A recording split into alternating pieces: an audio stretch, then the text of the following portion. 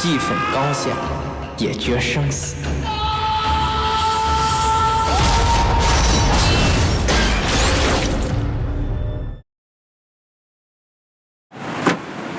Hi, welcome to the Silver Spleen. My name is Punchy Wilson, and this is my review of Kung Fu Jungle. Donnie Yen is my idol. You talk about him again, I'll kick you. The woman in that clip is Jessica Wong. She appears in Kung Fu Jungle. I want to thank her for agreeing to do the cameo, and for getting me a ticket to see Kung Fu Jungle, and watching it with me. I also want to thank her mom for doing the camera work.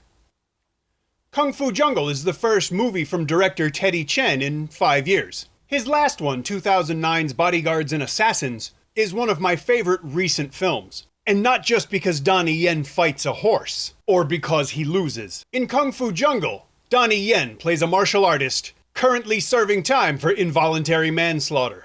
A couple of years into his sentence, someone starts killing martial artists. Donnie seems to know who's going to be killed next. In fact, he seems to know a lot about what's going on. Maybe that's why the police decide that the best way to catch this murderer is to let Donnie Yen's character out of prison so he can help them. Now that sounds a little weird, obviously, if we're talking realism, but movies aren't supposed to be realistic. They're supposed to be entertaining. Teddy Chen wanted to take the structure of classical martial arts stories, you know, the ones from Chinese literature, I don't mean from the 70s, and he wanted to take that story and set it in a very modern time, like today. The concepts of martial challenges and duels to the death and imperfect heroes should be familiar to many of us. These ideas, set as they are in the present day, make for an interesting premise and also help to explain some of the film's more stylistically overstated moments. It's helpful to know that these kinds of abilities are part of the tradition,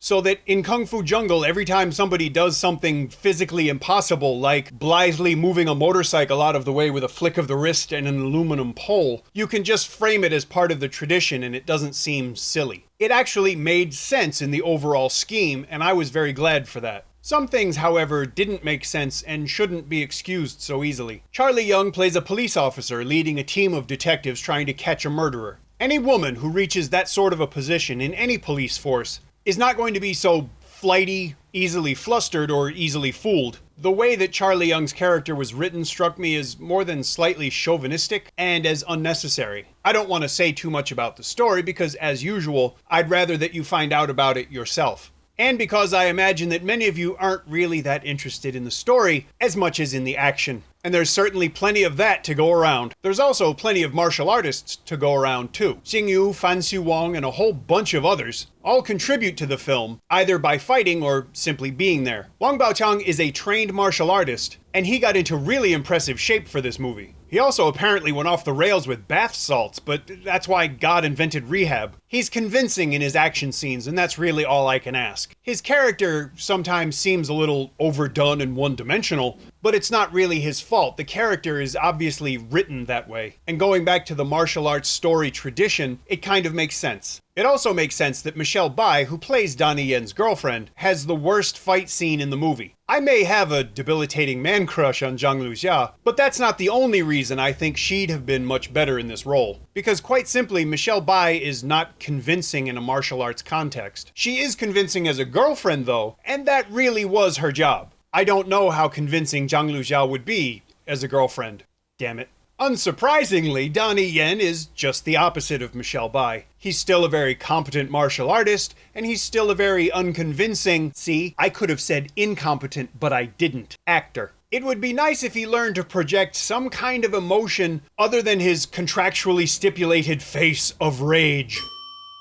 Overall, I really liked Kung Fu Jungle. It has a lot going for it, and it was really nice to see a broad representation of Hong Kong martial arts cinema on screen again. The action was excellent, the story was interesting, and there were a few surprises along the way. It's not a perfect movie, but no movie is. Kung Fu Jungle may be the best Donnie Yen movie since Flashpoint, but that's just my opinion. I would suggest that you form your own opinion by watching this movie, but I would also suggest that you watch it by going to a cinema, or if you don't have that chance, wait until it's available for rental online or to purchase on disc. When this film is released to home video, I'll update the description with a link where you could buy it. If you enjoyed this review, please leave me a comment. If you didn't enjoy the review, leave me a comment. If you really enjoy these reviews, please subscribe to the channel because that way you'll see all the new videos right away. Thank you for watching.